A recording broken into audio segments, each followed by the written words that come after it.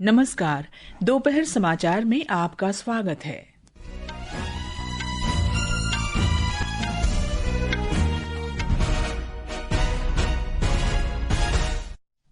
सरकार ने 21 जुलाई से शुरू हो रहे मानसून सत्र से पहले रविवार को सर्वदलीय बैठक बुलाई। भारत ने सुरक्षा चिंताओं के मद्देनजर अपने नागरिकों को ईरान की अनावश्यक यात्रा न करने की सलाह दी। वित्त कार्रवाई कार्यबल ने डिजिटल युग में आतंकी गतिविधियों के लिए वित्तीय सहायता मुहैया कराने संबंधी जोखिमों की चेतावनी दी। इसमें पाकिस्तान की भूमिका को उजागर किया। सीबीएसई ने विद्यार्थियों में स्वस्थ जीवन शैली को बढ़ावा देने के लिए स्कूलों से तेल बोर्ड की स्थापना करने को कहा। और बैडमिंटन में लक्ष्य सेन सिंगल्स में तथा सात्विक साईराज रंकीरेड्डी और चिराग शेट्टी की जोड़ी डबल्स जापान ओपन के दूसरे दौर में पहुंची। महिला क्रिकेट में भारत तथा मेजबान इंग्लैंड के बीच 3 एकदिवसीय मैचों की श्रृंखला का पहला मैच आज शाम साउथहैम्पटन में। दोपहर समाचार के साथ मैं कनकलता। संसद के मानसून सत्र से पहले सरकार ने रविवार को सर्वदलीय बैठक बुलाई है। बैठक में सरकार दोनों सदनों के सुचारू संचालन के लिए सभी राजनीतिक दलों से सहयोग का आह्वान करेगी। मानसून सत्र 21 जुलाई से 21 अगस्त तक चलेगा। इस दौरान कई महत्वपूर्ण विधेयकों पर चर्चा और पारित किए जाने की संभावना है। भारत ने अपने नागरिकों से ईरान की अनावश्यक यात्रा से बचने को कहा है। ईरान में बढ़ती सुरक्षा चिंताओं के बीच ये परामर्श जारी किया गया है। ईरान में भारतीय दूतावास ने एक सोशल मीडिया पोस्ट में भारतीय नागरिकों को ईरान यात्रा से पहले स्थिति पर सतर्कता से नजर रखने और भारतीय प्राधिकरणों से जारी परामर्शों पर भी ध्यान देने को कहा है। वर्तमान में ईरान में रह रहे और स्वदेश लौटने के इच्छुक भारतीय नागरिकों को वाणिज्यिक उड़ान और अन्य विकल्पों की मदद लेने का परामर्श दिया गया है। केंद्रीय गृह मंत्रालय ने केंद्रीय रिजर्व पुलिस बल सीआरपीएफ को जम्मू कश्मीर में तैनाती के लिए 20,000 से ज्यादा जवानों को शामिल करते हुए 20 नई बटालियन बनाने की सैद्धांतिक मंजूरी दे दी है। आकाशवाणी के जम्मू संवाददाता ने बताया है कि शुरुआत में सीआरपीएफ ने 35 बटालियनों के लिए मंजूरी मांगी थी, लेकिन 22 अप्रैल को पहलगाम में हुए आतंकवादी हमले और उसके बाद शुरू हुए ऑपरेशन सिंदूर के बाद मंत्रालय ने तत्काल उपाय के तौर पर 20 बटालियनों को मंजूरी दी है। वित्त मंत्रालय इस प्रस्ताव को पहले ही मंजूरी दे चुका है और केंद्रीय मंत्रिमंडल से भी जल्द ही इसे स्वीकृति मिल सकती है। नई बटालियनें जम्मू कश्मीर के भूभाग और सुरक्षा जरूरतों के अनुरूप उन्नत परिचालन क्षमताओं से लैस होंगी और इस कदम को एक व्यापक रणनीतिक पुनर्संयोजन के हिस्से के रूप में देखा जा रहा है। प्रमुख रक्षा अध्यक्ष जनरल अनिल चौहान ने कहा है कि ऑपरेशन सिंदूर के दौरान पाकिस्तान ने ड्रोनों और अन्य मानव रहित हथियार प्रणालियों का इस्तेमाल किया था, जिन्हें भारतीय सेना ने निष्क्रिय कर दिया। नई दिल्ली में एक कार्यशाला को संबोधित करते हुए जनरल चौहान ने कहा कि पाकिस्तान के किसी भी ड्रोन से भारत के सैन्य या नागरिक बुनियादी ढांचे को कोई नुकसान नहीं पहुंचा। जनरल चौहान ने कहा कि देश को अपनी सुरक्षा के लिए रक्षा क्षेत्र में निवेश और विनिर्माण पर अधिक ध्यान केंद्रित करना होगा, क्योंकि विदेशी तकनीक पर निर्भरता हमारी तैयारियों को कमजोर करती है। Operation Sindoor has showed us as to why indigenously developed counter-UAV systems built for our terrain and our needs are crucial. We cannot rely on imported niche technology that are crucial for our offensive and defensive missions. We must invent and build and safeguard ourselves. Dependence on foreign technologies weakens our preparedness, limits our ability to scale up production, results in shortfall of critical spares for sustenance and round-the-clock availability. वैश्विक आतंकवाद वित्त पोषण निगरानी संस्था वित्तीय कार्रवाई कार्यबल FATF ने तेजी से डिजिटल हो रही दुनिया में धन के दुरुपयोग से जुड़े संभावित खतरों को उजागर किया है। एफएटीएफ ने कहा कि धन का दुरुपयोग आतंकवाद को समर्थन देने, अवैध कमाई छिपाने या वैश्विक शांति को नुकसान पहुंचाने वाली गतिविधियों के लिए किया जा सकता है। एक रिपोर्ट।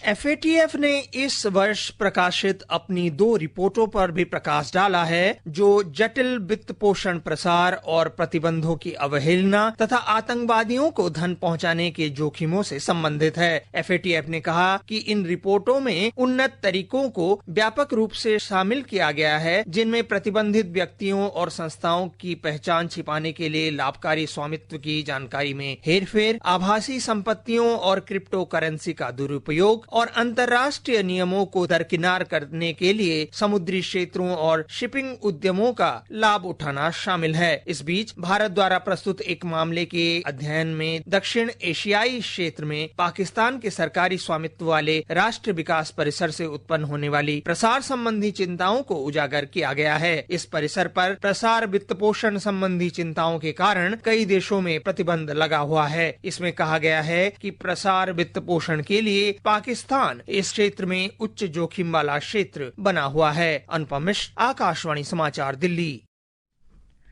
श्रीलंका के 14 राजनीतिक दलों के 24 सदस्यीय शिष्टमंडल ने आज नई दिल्ली में विदेश सचिव विक्रम मिस्री से भेंट की। बैठक के दौरान विदेश सचिव ने भारत श्रीलंका भागीदारी को बढ़ाने के लिए भावी रूपरेखा तैयार करने में संबंधित पक्षों के रूप में शिष्टमंडल के योगदान की सराहना की। सोशल मीडिया पोस्ट पर विदेश मंत्रालय के प्रवक्ता रणधीर जायसवाल ने बताया कि युवा राजनीतिक नेताओं का शिष्टमंडल 2 सप्ताह के कार्यक्रम के लिए भारत में है। ये समाचार हमारी वेबसाइट www.newsonair.gov.in और हमारे न्यूज ऑन एआईआर ऐप पर भी उपलब्ध हैं। दोपहर समाचार में आपका फिर स्वागत है। केंद्रीय माध्यमिक शिक्षा बोर्ड सीबीएसई ने विद्यार्थियों में स्वस्थ जीवन शैली को बढ़ावा देने के लिए स्कूलों में तेल बोर्ड स्थापित करने को कहा है। सीबीएसई ने इस संबंध में सभी स्कूल प्रमुखों को पत्र लिखा है। एक रिपोर्ट। सीबीएसई ने पौष्टिक और स्वास्थ्यवर्धक भोजन विकल्पों की उपलब्धता और गतिविधि उपायों के माध्यम से स्कूलों में स्वस्थ भोजन और शारीरिक गतिविधियों को बढ़ावा देने को कहा है। बोर्ड ने विद्यार्थियों को सीढ़ियों का उपयोग करने, छोटे व्यायाम अवकाश आयोजित करने और पैदल चलने के मार्गों को सुगम बनाने के लिए भी कहा है। वैश्विक रोग भार GBD 2021 मोटापा पूर्वानुमान अध्ययन के अनुसार भारत में अधिक वजन और मोटापे से पीड़ित वयस्कों की संख्या 2021 में 18 करोड़ से बढ़कर 2050 तक लगभग 45 करोड़ होने का अनुमान है, जिससे ये दुनिया का दूसरा सबसे बड़ा मोटापा वाला देश बनने की आशंका है। दीपेंद्र की रिपोर्ट के साथ समाचार कक्ष से वैष्णवी। सरकार ने कहा है कि राष्ट्रव्यापी वित्तीय समावेशन अभियान के पहले 2 सप्ताह में 1,40,000 जनधन खाते खोले गए हैं। वित्त मंत्रालय ने कई प्रमुख योजनाओं की पहुंच को मजबूत करने के लिए इस महीने की पहली तारीख से 3 महीने का ये अभियान शुरू किया है। इसमें प्रधानमंत्री जनधन योजना, प्रधानमंत्री जीवन ज्योति बीमा योजना, प्रधानमंत्री सुरक्षा बीमा योजना और अटल पेंशन योजना शामिल हैं। ये अभियान सभी ग्राम पंचायतों और शहरी स्थानीय निकायों में चलाया जा रहा है, जिससे प्रत्येक पात्र नागरिक इन परिवर्तनकारी योजनाओं का लाभ उठा सके। झारखंड में बोकारो जिले के जागेश्वर विहार थाना क्षेत्र के अंतर्गत काशीलुगु पर्वतमाला के काशीटांड जंगल में पुलिस और नक्सलियों के बीच भीषण मुठभेड़ में 2 नक्सली मारे गए हैं। हमारे संवाददाता ने बताया है कि इस मुठभेड़ में कोबरा बटालियन का एक जवान उस समय शहीद हो गया जब उसे गंभीर रूप से घायल होने के बाद बोकारो जिले के जंगल से रांची ले जाया जा रहा था। झारखंड के बोकारो जिले में सुरक्षा बलों और नक्सलियों के बीच आज हुई मुठभेड़ में 2 नक्सली मारे गए। 5 लाख रुपए के इनामी भाकपा माओवादी के सब जोनल कमांडर कुंवर मांझी और शाहदेव मांझी को भी सुरक्षा बलों ने ढेर कर दिया है। 2 महीने के भीतर सुरक्षा बलों की यह एक और उपलब्धि है, जहां कट्टर और इनामी नक्सली मारे गए हैं। इससे एक दिन पहले जेजेएमपी के एरिया कमांडर लवनेश गंजू ने भी लातेहार पुलिस के सामने आत्मसमर्पण किया था। शिल्पी, आकाशवाणी समाचार, रांची। ये समाचार आकाशवाणी से प्रसारित किए जा रहे हैं। ताज़ा समाचार जानने के लिए आप हमारे social media handle @AIR news Hindi को फॉलो कर सकते हैं। ये आकाशवाणी है। देश में आज आर्टिफिशियल इंटेलिजेंस सराहना दिवस मनाया जा रहा है। इसका उद्देश्य विश्व में AI क्षेत्र में भारत की बढ़ती भूमिका को उजागर करना है। एक रिपोर्ट।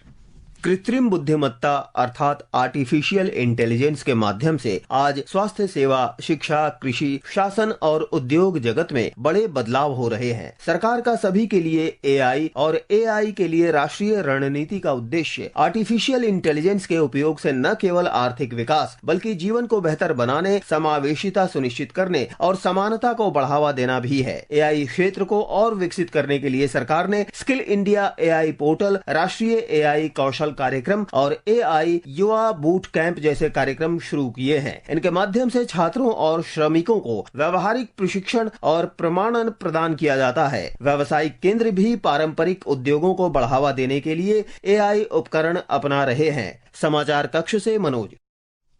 मौसम विभाग ने अगले 2 दिन में देश के पूर्वी हिस्सों में और मध्य भारत के आसपास बहुत तेज वर्षा जारी रहने की संभावना व्यक्त की है। अगले 6 से 7 दिन के दौरान केरल, कर्नाटक और तमिलनाडु में भी अत्यधिक वर्षा का अनुमान है। दिल्ली में भी आज हल्की बारिश हो सकती है। जम्मू कश्मीर में आने वाले दिनों में बहुत तेज वर्षा, बाढ़, भूस्खलन की चेतावनी जारी की गई है। उधर उत्तराखंड के कुछ हिस्सों में आज रुक रुक कर हल्की से मध्यम बारिश हो रही है। राज्य के अधिकांश हिस्सों में अगले कुछ दिनों में वर्षा होने का अनुमान है। ब्यौरा हमारे संवाददाता से।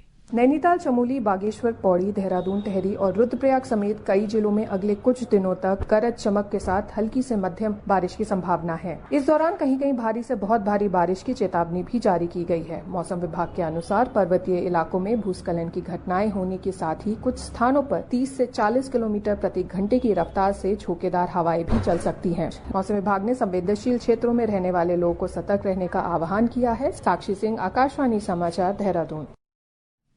भारत ने संयुक्त राष्ट्र शांति रक्षकों के साथ हुए अपराधों पर सजा सुनिश्चित करने की मांग की है। भारत ने कहा है कि शांति रक्षा मिशनों की सफलता के लिए जवाबदेही तय करना रणनीतिक रूप से आवश्यक है। संयुक्त राष्ट्र ग्रुप ऑफ फ्रेंड्स की एक उच्च स्तरीय बैठक को संबोधित करते हुए भारत के स्थायी प्रतिनिधि पी हरीश ने कहा कि शांति रक्षकों को खतरनाक इलाकों में सेवा देते हुए गंभीर अपराध खतरों का सामना करना पड़ता है, लेकिन उनके साथ होने वाले अधिकांश अपराधों के लिए सजा सुनिश्चित नहीं हो पाती। पिछले 70 वर्ष में भारत ने संयुक्त राष्ट्र शांति मिशनों के लिए 3 लाख से अधिक शांति रक्षक भेजे हैं। इस मिशन के लिए भारत का योगदान सबसे बड़ा है। संयुक्त राष्ट्र महासचिव अंतोनियो गुतरश ने दक्षिणी सीरिया के स्वेडा में जारी हिंसा पर चिंता जताई है। इस हिंसा में दर्जनों नागरिक हताहत हुए हैं। संयुक्त राष्ट्र प्रमुख ने नागरिकों की हत्या, सांप्रदायिक तनाव और निजी संपत्ति की लूटपाट सहित सभी प्रकार की हिंसा की निंदा की है। महासचिव ने सीरिया के अधिकारियों और नेताओं से नागरिकों की रक्षा, शांति बहाली और सांप्रदायिक तनाव कम करने का आग्रह किया है। स्वतंत्रता सेनानी बाल गंगाधर तिलक के परपोते डॉक्टर दीपक तिलक का बृहस्पतिवार को पुणे में उनके आवास पर निधन हो गया। वे 74 वर्ष के थे। उन्होंने तिलक महाराष्ट्र विद्यापीठ के कुलाधिपति और लोकमान्य तिलक द्वारा स्थापित मराठी दैनिक केसरी के संपादक के रूप में कार्य किया। डॉक्टर तिलक नागरिकों की सामाजिक और राजनीतिक सेवा को बढ़ावा देने वाले तिलक स्मारक ट्रस्ट के अध्यक्ष और ट्रस्टी भी थे। ये ट्रस्ट राष्ट्र सेवा में योगदान के लिए प्रतिष्ठित तिलक पुरस्कार भी प्रदान करता है। जापान ओपन बैडमिंटन में सात्विक साईराज रंकीरेड्डी और चिराग शेट्टी की जोड़ी दूसरे दौर में पहुंच गई है। पुरुष सिंगल्स में लक्ष्य सेन ने भी दूसरे दौर में प्रवेश कर लिया है। पुरुष डबल्स में सात्विक और चिराग ने पहले दौर में दक्षिण कोरिया के कांग मिन ह्यूक और किम डोंग जू को हराया। लक्ष्य सेन ने चीन के वांग झेंग जिंग को मात दी। वहीं 2 बार की ओलंपिक पदक विजेता पीवी सिंधु महिला सिंगल्स के पहले दौर में हारकर मुकाबले से बाहर हो गई हैं। भारत और इंग्लैंड की महिला क्रिकेट टीमों के बीच 3 मैचों की एक दिवसीय श्रृंखला का पहला मैच आज इंग्लैंड के साउथहैम्पटन में खेला जाएगा। मैच भारतीय समय के अनुसार शाम 5:30 बजे से शुरू होगा।